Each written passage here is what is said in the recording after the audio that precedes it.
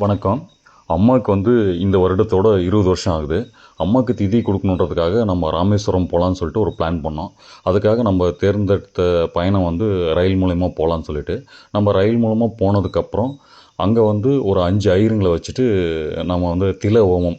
தில ஹோமம் என்னன்றது ஆத்மா சாந்தி அடையறதுக்காக கொடுக்குற தில ஹோமம். அதை ஐயருங்க எப்படி ஸ்டார்ட் பண்ணாங்கன்னா, பிள்ளையார் வழிபாடோட ஸ்டார்ட் பண்ணாங்க. அந்த வழிபாடு முடிஞ்சதுக்கப்புறம் அந்த ஆத்மா சாந்தி அடையறதுக்காக அவங்க செஞ்ச முறை என்ன அப்படின்னா, ஒரு யமதர்மர் படம், 2 ஆண் 2 பெண்.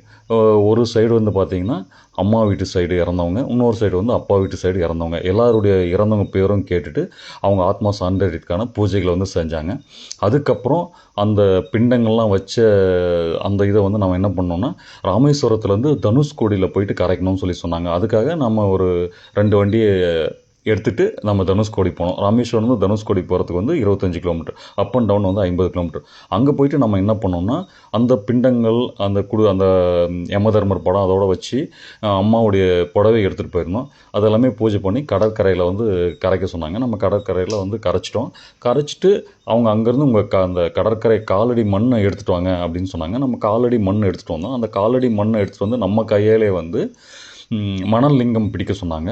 மணல் லிங்கம் பிடிச்சி அதுக்கு பூஜைகள் செஞ்சு நம்ம வழிபட்டு முன்னோர்களுடைய ஆத்மா சாந்தியடைக்காக பிரார்த்தனை பண்ணோம்.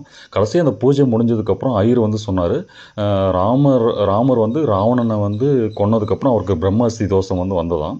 அதை நிவர்த்தி செய்கிறதுக்காக அவர் இந்த ராமேஸ்வரம் இந்த மணல் சிற்பத்தை லிங்கமாக பிடிச்சி அவர் வழிபட்டதுனால அவருக்கு அவர் மேலே இருந்த தோஷம் விலகினதாக ஒரு ஐதீகம். அதனால் இது அதனால தான் இதை நம்ம செய்கிறோம் அப்படின்ற மாதிரி அவர் சொன்னார். நாங்களும் மனசார இது செஞ்சோம். இந்த வழிபாடு முடிஞ்சதுக்கப்புறம் நாங்கள் ஒரு 11 பிராமணருக்கு அன்னதானம் கொடுத்தோம். அதுக்கப்புறம் அன்னைக்கு நாங்கள் இஞ்சி பூண்டு இல்லாமல் சாதம் அங்கே சாப்பிட்டோம். ரொம்ப மன நிறைவாக இருந்தது. நன்றி, வணக்கம்.